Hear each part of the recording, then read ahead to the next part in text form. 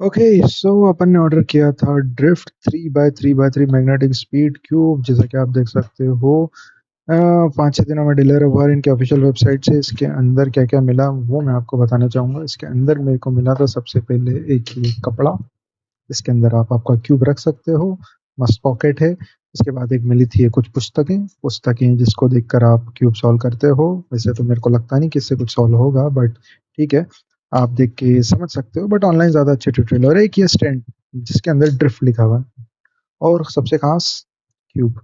अब क्यूब की खासियत ये है, इसमें आम क्यूबों की तरह ये नॉर्मल क्यूब नहीं है। इसके ये जो कॉर्नर्स होते हैं वहाँ पर लगी हुई है मैग्नेट, जिसकी वजह से ये फट से स्टिक हो जाता है। पर मेरे को जितनी उम्मीद थी उतना इफेक्टिव नहीं लगा।